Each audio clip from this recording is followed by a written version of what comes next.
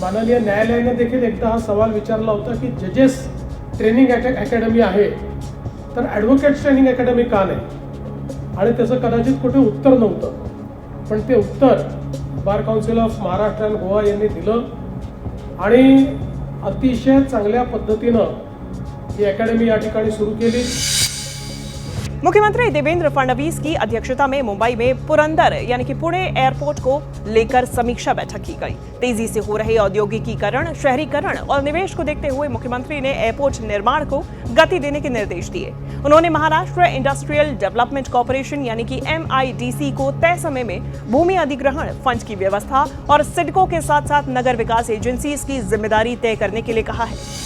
मुख्यमंत्री ने बताया कि एयरपोर्ट बनने के बाद क्षेत्र को डेवलपमेंट जोन के रूप में विकसित किया जाएगा, इसलिए सिडको को जमीन उपलब्ध करानी होगी।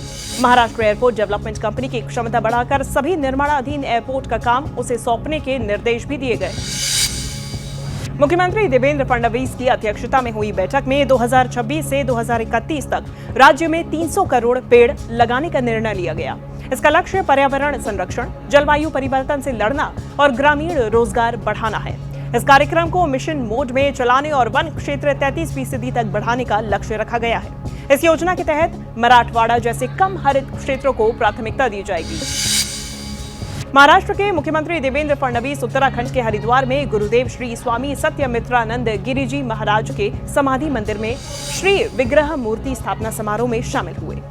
मुख्यमंत्री ने कहा कि स्वामी सत्यमित्रानंद गिरिजी महाराज ने अध्यात्म के साथ साथ राष्ट्र निर्माण के मूल्यों का प्रसार किया और भारत माता का मंदिर स्थापित कर सनातन धर्म की विविध धाराओं को एक सूत्र में जोड़ने का कार्य किया। हमारे आदरणीय प्रधानमंत्री श्री नरेंद्र मोदी जी के नेतृत्व में एक ऐसा सांस्कृतिक पुनरुत्थान हम लोग देख रहे हैं कि जिस पुनरुत्थान में हमारी युवा पीढ़ी भी बहुत अच्छे तरीके से सनातन विचारों के साथ जुड़ती हुई दिख रही है।